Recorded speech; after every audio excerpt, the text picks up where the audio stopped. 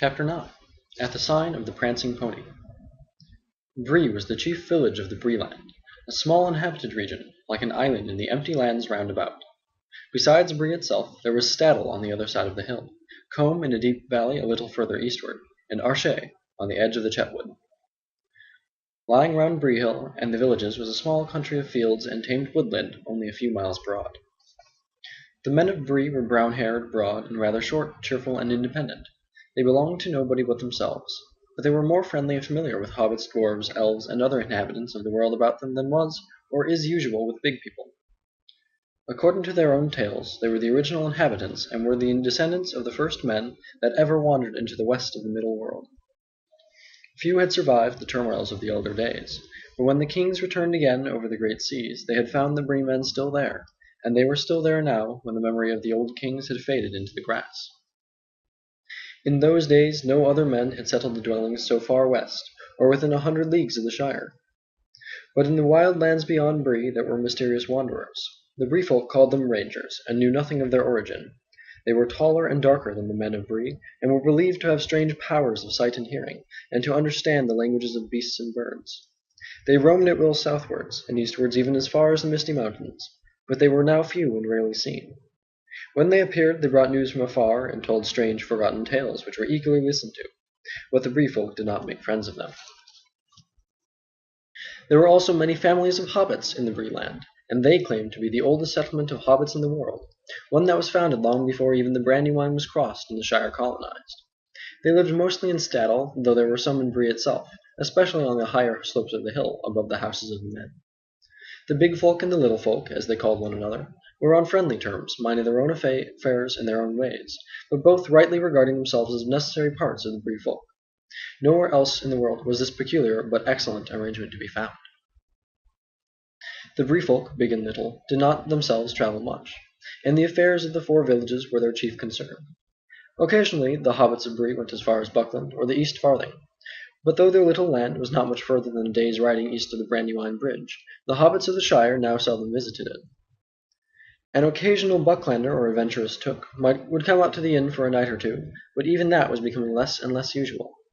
The Shire hobbits referred to those of Bree, and to any others that lived beyond them, the borders, as outsiders, and took very little interest in them, considering them dull and uncouth. There were of the world in those days. There were probably many more outsiders scattered about in the west of the world in those days than the people of the Shire imagined. Some, doubtless, were no better than tramps, ready to dig a hole in any bank and stay only as long as it suited them. But in the Bree land, at any rate, the hobbits were decent and prosperous, and no more rustic than most of their distant relatives inside. It was not yet forgotten that there had been a time when there was much coming and going between the Shire and Bree. There was Bree blood in the Brandybucks by all accounts. The village of Bree had some 100 stone houses of the big folk, mostly above the road, nestling on the hillside with windows looking west. On that side, running in more than half a circle from the hill, and back to it, there was a deep dike with a thick hedge on the inner side. Over this the road crossed by a causeway, but where it pierced the hedge it was barred by a great gate. There was another gate in the southern corner where the road ran out of the village. The gates were closed at nightfall, but just inside them were small lodges for the gatekeepers. Down on the road, where it swept to the right to go round the foot of the hill, there was a large inn. It had been built long ago when the traffic on the roads had been far greater. For Bree stood at an old meeting of ways. Another ancient road crossed the east road just outside the dike at the western edge of the village, and in former days men and other folk of various sorts had travelled much on it. Strange as news from Bree was still a saying in the East Farthing, descended from those days, when news from north, south, and east could be heard in the inn, and when the Shire hobbits used to go more often to hear it. But the northern lands had long been desolate, and the north road was now seldom used. It was grass-grown, and the Bree folk called it the Greenway. The inn of Bree was still there, however, and the innkeeper was an important person. His house was a meeting place for the idle, talkative, and inquisitive among the inhabitants, large and small, of the 4 villages, and a resort of rangers and other wanderers, and for such travellers, mostly dwarves, as still journeyed on the east road, to and from the mountains. It was dark, and white stars were shining, when Frodo and his companions came at last to the Greenway crossing and drew near the village. They came to the west gate and found it shut, but at the door of the lodge beyond it there was a man sitting. He jumped up and fetched a lantern and looked over the gate at them in surprise.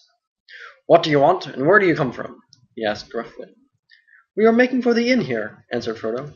"We are journeying east, and cannot go further tonight." "Hobbits, 4 hobbits, and what's more, out of the Shire by their talk," said the gatekeeper, softly as if speaking to himself. He stared at them darkly for a moment, and then slowly opened the gate and let them ride through. "We don't often see Shire folk riding on the road at night," he went on, as they halted a moment by his door. "You'll pardon my wondering what business takes you away east of Bree, and what may your name be, might I ask?" "Our names and our business are our own, and this does not seem like a good place to discuss them," said Frodo, not liking the look of the man or the tone of his voice. "Your business is your own, no doubt," said the man, "but it's my business to ask questions after nightfall." "We are hobbits from Buckland, and we have a fancy to travel and stay at the inn here," put in Merry. "I am Mr. Brandybuck. Is that enough for you? The Bree folk used to be fair spoken to travellers, or so I had heard." All right," said the man. "I meant no offence, but you'll find maybe that more folk than old Harry at the gate will be asking you questions. There's queer folk about. If you go on to the pony, you'll find you're not the only guests." He wished them good night, and they said no more, but Frodo could see in the lantern light that the man was still eyeing them curiously. He was glad to hear the gate cling to behind them as they rode forward. He wondered why the man was so suspicious, and whether anyone had been asking for news of a party of hobbits. Could it have been Gandalf? He might have arrived while they were delayed in the forest and the downs. But there was something in the look and the voice of the gatekeeper that made him uneasy. The man stared after the hobbits for a moment, and then he went back to his house. As soon as his back was turned, a dark figure climbed quickly in over the gate and melted into the shadows of the village street. The hobbits rode on up a slope, passing a few detached houses, and drew up outside the inn. The houses looked large and strange to them. Sam stared up at the inn with its 3 stories and many windows, and felt his heart sink. He had imagined himself meeting giants taller than trees and other creatures even more terrifying some time or other in the course of his journey. But at the moment he was finding his first sight of men and their tall houses quite enough, indeed too much for the dark end of a tiring day. He pictured black horses standing all saddled in the shadows of the inn-yard, and black riders peering out of dark upper windows. "We surely aren't going to stay here for the night, are we, sir?" he exclaimed. "If there are hobbit folk in these parts, why don't we look for some that would be willing to take us in? It would be more homelike." "What's wrong with the inn?" said Frodo. "Tom Bombadil recommended it. I expect it's homelike enough inside." Even from the outside the inn looked a pleasant house to familiar eyes. It had a front on the road and 2 wings running back on land partly cut out of the lower slopes of the hill, so that at the rear the second-floor windows were level with the ground. There was a wide arch leading to a courtyard between the 2 wings, and on the left under the arch there was a large doorway reached by a few broad steps. The door was open and light streamed out of it. Above the arch there was a lamp, and beneath it swung a large signboard. A fat white pony reared up on its hind legs. Over the door it was painted in white letters, "The Prancing Pony, by Barlaam Butterbur." Many of the lower windows showed lights behind thick curtains. As they hesitated outside in the gloom, someone began singing a merry song inside, and many cheerful voices joined loudly in the chorus. They listened to this encouraging sound for a moment, and then got off their ponies. The song ended, and there was a burst of laughter and clapping.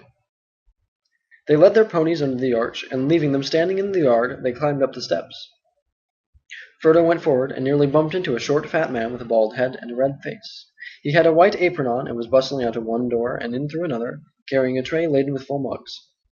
"Can we—" began Frodo. "Half a minute, if you please," shouted the man over his shoulder, and vanished into a babble of voices and a cloud of smoke. In a moment he was out again, wiping his hands on his apron. "Good evening, little master," he said, bending down. "What may you be wanting?" "Beds for 4, and stabling for 5 ponies, if that can be managed. Are you Mr. Butterbur?" "That's right. Barlaam is my name. Barlaam Butterbur at your service. You're from the Shire, eh?" he said, and then suddenly he clapped his hand to his forehead, as if trying to remember something. "Hobbits!" he cried. "Now what does that remind me of? Might I ask your names, sir?" "Mr. Took and Mr. Brandybuck," said Frodo, "and this is Sam Gamgee. My name is Underhill." "There now," said Mr. Butterbur, snapping his fingers. "It's gone again, but it'll come back when I have time to think. I'm run off my feet, but I'll see what I can do for you. We don't often get a party out of the Shire nowadays, and I should be sorry not to make you welcome. But there is such a crowd already in the house tonight as there hasn't been for long enough. It never rains but it pours, we say in Bree." "Hi, Nob!" he shouted. "Where are you, you woolly-footed slow-coach? Nob!" "Comin', sir, comin'." A cheery-looking hobbit bobbed out of a door, and seeing the travelers, stopped short and stared at them with great interest.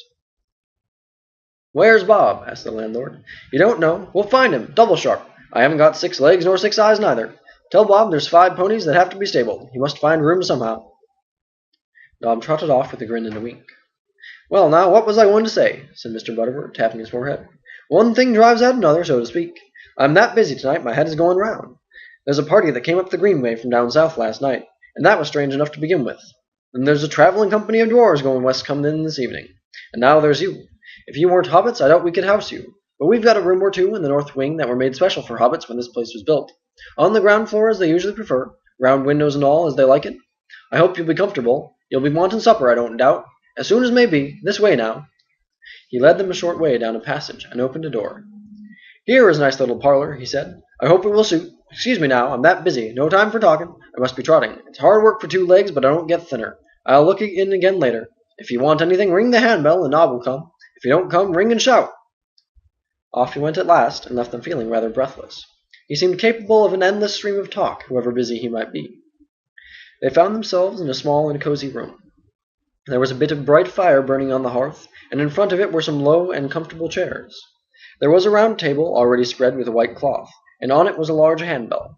But Nob, the hobbit servant, came bustling in long before they thought of ringing. He brought candles and a tray full of plates.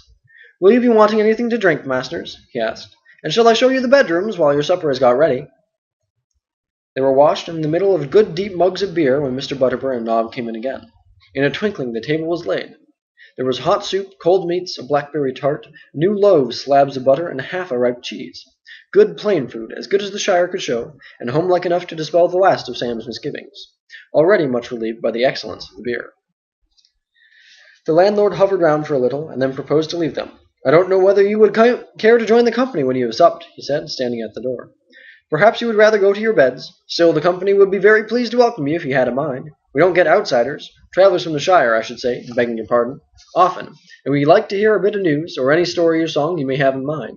But as you please. Ring the bell if you lack anything." So refreshed and encouraged did they feel at the end of their supper, about 3/4 of an hour's steady going, not hindered by any unnecessary talk, that Frodo, Pippin, and Sam decided to join the company. Mary said it would be too stuffy. "I shall sit here quietly by the fire for a bit, and perhaps go out later for a sniff of the air. Mind your P's and Q's, and don't forget that you are supposed to be escaping in secret, and are still on the high road and not very far from the Shire." "All right," said Pippin. "Mind yourself. Don't get lost, and don't forget that it is safer indoors."